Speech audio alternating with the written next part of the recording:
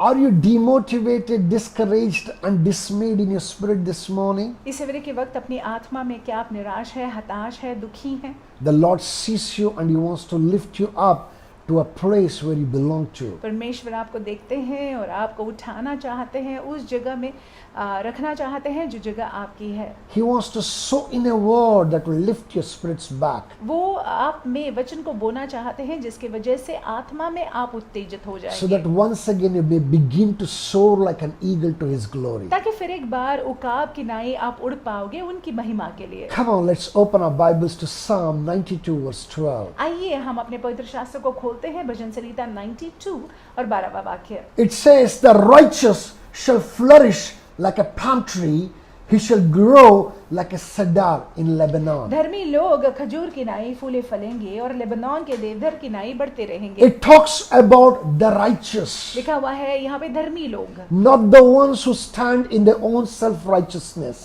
वे लोग नहीं जो अपने खुद की धार्मिकता में खड़े रहते हैं। A human self-righteousness is like filthy rags before the Lord. मनुष्य की धार्मिकता, उनके मनुष्य की स्वयं की धार्मिकता जो है परमेश्वर के नजर में चिथड़ों के समान है। You and I don't stand in our own righteousness, but we stand in the imputed righteousness of Jesus Christ. हम और आप अपने स्वयं की धार्मिकता में नहीं खड़े रहते हैं, लेकिन हम और आप जो यीशु मसीह ने हमको धार्मिकता दी है वो धार्मिकता में खड़े रहते हैं। That righteousness gives us a standing before God. और उसकी वजह से हम परमेश्वर के सामने खड़े रह पाते हैं। So such righteous shall flourish like palm trees. सो ऐसे धर्मी लोग खजूर के पेड़ के नाई फूलेंगे फलेंगे। Listen to this carefully. ध्यान You are से सुनिएगा। called to flourish.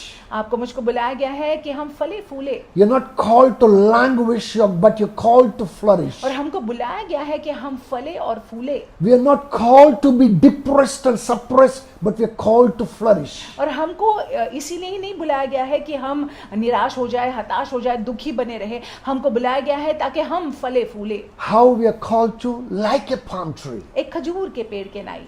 My brothers and my sisters, मेरे भाइयों मेरी बहनों, this morning we're going to learn 3 lessons from this palm tree. इस सवेरे के वक्त हम 3 सीखों को सीखेंगे खजूर के पेड़ से, Which will definitely encourage each one of us. जिसके जरिए हम और आप प्रोत्साहित हो जाएंगे। Number 1, you can cut it, but you cannot kill a palm tree.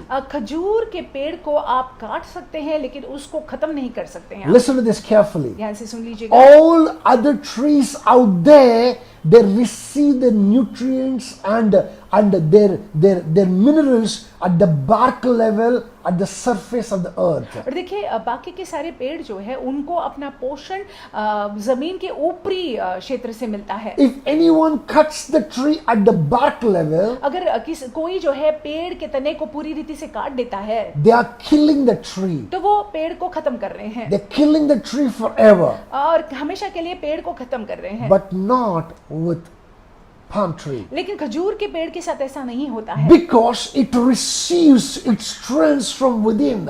क्योंकि खजूर का पेड़ जो है अंदर से बहुत ही दृढ़ होता है, बहुत ही ताकतवर होता है। You and I are called to be living like that. हमको और आपको बुलाया गया है कि हम ऐसे हो। Let's open our Bibles now to 2 Corinthians chapter 4. Let's look at the word of God from verse 7 to 10. हम अपने पवित्र शास्त्र को अभी खोलेंगे, दूसरे कुरिन्थियों की किताब 4 अध्याय 7वें वाक्य से 10वां वाक्य। It may sound a little long reading. I'm going to go slow. I want you to follow with me. और ये लंबा शायद पठन हो सकता है, हम धीरे से जाएंगे, आप जो है समझ लीजिएगा। It says, but we have these earthen vessels. लिखा हुआ है कि परंतु हमारे पास यह धन मिट्टी के बर्तनों में रखा है। Listen to this. Paul is talking about our bodies being the earthen vessel. पौलुस यहाँ पे कह रहे हैं कि हमारा शरीर जो है मिट्टी के बर्तन है। It says, but we have this treasure in earthen vessels, that the excellence of the power may be of God and not of us. कि यह असीम सामर्थ्य हमारी ओर से नहीं वरन परमेश्वर ही की ओर से ठहरे। Though that we are in this earthly tent, earthly vessel, ये हम ये शारीरिक या मिट्टी के बर्तन में है या तंबू में है। the Lord has put great power within us. परमेश्वर ने हमारे अंदर असीम सामर्थ्य को डाला हुआ है। Just the way that palm tree is strong within, जिस रीति से ये खजूर का पेड़ अंदर से बहुत मजबूत होता है, you and I are strong from within. हम और आप अंदर से मजबूत है। What does that strength do? और वो सामर्थ्य क्या करता है? Let's look at it from verse 8 to verse 10. 8वें वाक्य से 10वें वाक्य में देखेंगे. It says, we are hard pressed on every side, yet not crushed. We are perplexed, but not in despair. Persecuted, but not forsaken. Struck down, but not destroyed. Always carrying about in the body the dying of the Lord Jesus, that the life of Jesus also may be manifested in our body. हम चारों ओर से क्लेश तो भोगते हैं पर संकट में नहीं पड़ते, निरुपाय तो है पर निराश नहीं होते, सताए तो जाते हैं पर त्यागे नहीं जाते, गिराए तो जाते हैं पर नाश नहीं होते। हम यीशु की मृत्यु को अपनी देह में हर समय लिए फिरते हैं कि यीशु का जीवन भी हमारी देह में प्रकट हो। We are strong from within, just the way that a palm tree is strong from within. हम अंदर से बहुत बलशील है, जिस रीति से खजूर का पेड़ अंदर से बहुत ही ताकतवर The है। Lord has put His own power in us. अपने असीम सामर्थ को परमेश्वर ने हमारे अंदर भरा The हुआ है। Lord has instilled His own spirit in us. अपने खुद की आत्मा को परमेश्वर ने होने दिया है कि हम में वो वास निवास करे। And the Spirit of God makes us to stand again.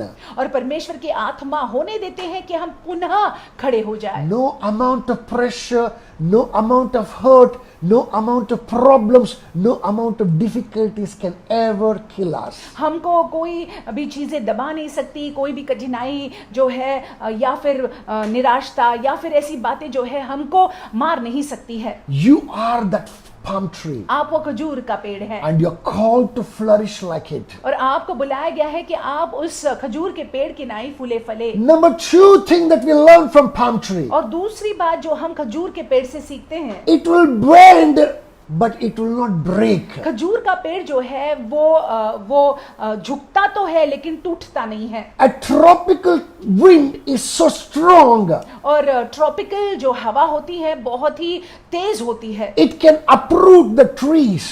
ऐसा मतलब ऐसी गति होती है जिसके वजह से पेड़ उखाड़े जा सकते हैं। But a palm tree cannot be uprooted. लेकिन एक खजूर का पेड़ जो है उसको उखाड़ा नहीं जा It will सकता है। bend when the storm comes. और जब हवा तेज से चलती है तो वो झुकती है It will bend to even almost to the sleeping position. और वो मतलब बहुत ही ज्यादा झुक सकती है।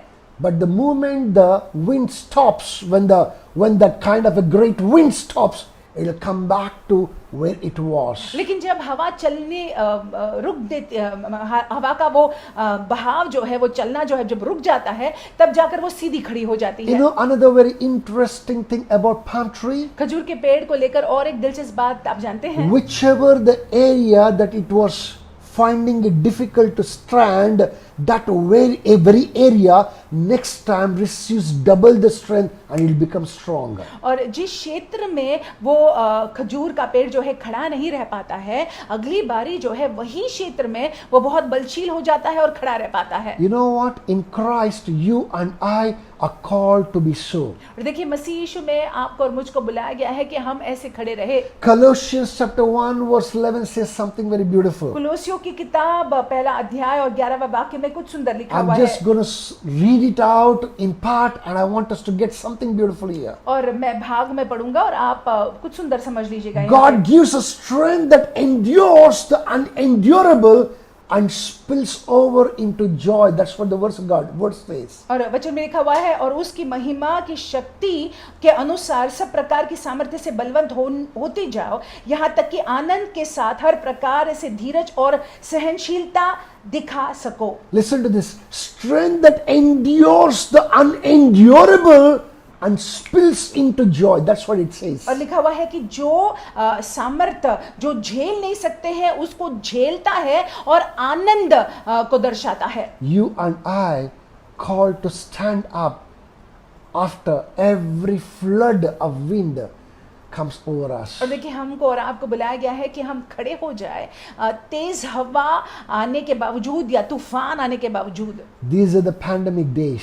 ये महामारी के दिन है A great tropical wind must have blown on you. और हो सकता है कि ये बहुत ही तेज हवा चल रही है आप पर, I'm sure that you must have been bent, और ये हो सकता है कि आप झुक गए हैं, but you cannot be broken. लेकिन आपको तोड़ा नहीं जा सकता है। God doesn't want you to be broken. परमेश्वर नहीं चाहते हैं कि आप टूट जाएं। God is giving you the strength once again to come back to where you belong to. परमेश्वर आपको बल दे रहे हैं कि आप वापस आ जाए जहां पे आपको होना है। Receive your strength in the name of Jesus this आप morning. अपने बल को प्राप्त कर लीजिएगा यीशु मसीह के नाम से। Number 3, very importantly, तीसरी बात, महत्वपूर्ण बात, its depth always exceeds its height. और ये खजूर के खजूर का पेड़ जो है उसकी जड़ें जो है बहुत ही लंबी होती है उसके तने की तुलना में।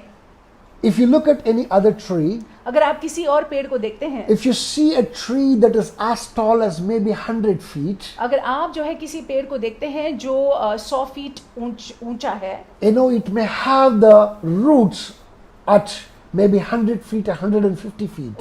उनका जो है उनकी जड़ें जो है 100 या 150 फीट नीचे हो सकती हैं। But when you see a palm tree that is 100 feet, लेकिन अगर आप एक खजूर के पेड़ को देखते हैं जो 100 फीट ऊंचा है, its roots you can find even at 500 feet below the surface. और ऐसे खजूर पेड़ के जो जड़ें हैं आप 500 फीट नीचे तक देखते हैं। How is it so? ऐसा क्यों है? A palm tree is constructed, configured very differently. एक खजूर का पेड़ जो है बहुत ही अलग है।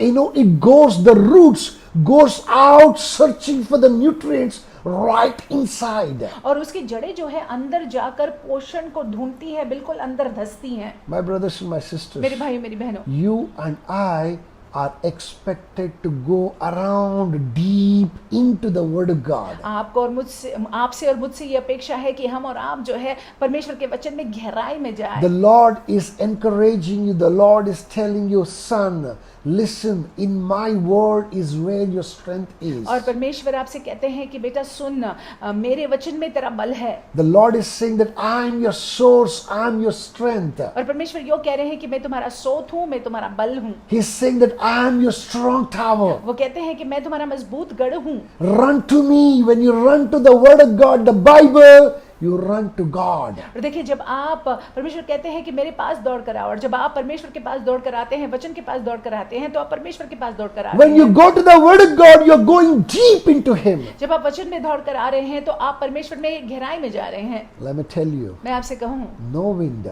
कोई भी हवा, no storm कोई भी तूफान can ever uproot you. आपको उखाड़ नहीं सकेगी। The pandemic that you're facing is too small. जो महामारी का सामना आप कर रहे हैं बहुत ही छोटा है, It's nothing in front of who you are. और जो आप हैं उसके सामने ये कुछ भी नहीं है। This morning, I want us to receive the strength from the Lord. और इस सवेरे के वक्त मैं चाहता हूँ कि ये बल आप परमेश्वर से प्राप्त कर ले। Remember that you're the palm tree that is unbendable. आप ये याद No, रखिएगा कि unbreakable. आप ये याद रखिएगा कि आप वो खजूर का पेड़ है जिसको तोड़ा नहीं जा सकता है। Remember that you are the palm tree that cannot be killed. और देखिए, याद रखिएगा कि आप वो खजूर का पेड़ है जिसको खत्म नहीं किया जा सकता है। Remember that you are the palm tree that has its roots way down in the deep. आप ये याद रखिएगा कि आप वो खजूर का पेड़ है जिसकी जड़ें जो हैं बहुत ही अंदर धसी हुई हैं। Tell yourself, I'll come back to where I belong to. आप अपने आप से कहिएगा कि मैं जहाँ पे मुझे होना चाहिए मैं वहां पे आ जाऊंगा, In the name of Jesus. मसीह यीशु के नाम से। With these thoughts, I want you to go into your day. इन विचारों के साथ आप अपने दिन में जाइएगा। As you do that, जैसे आप ऐसा करते the हैं, Lord will continue to make you flourish like a palm tree in the name of Jesus. परमेश्वर होने देंगे कि आप खजूर के पेड़ के नाई फूले और फले। यीशु मसीह God के नाम bless से you. God bless परमेश्वर you. आपको आशीषित रखे। You have an awesome day. आपका दिन बड़ा अद्भुत जाए।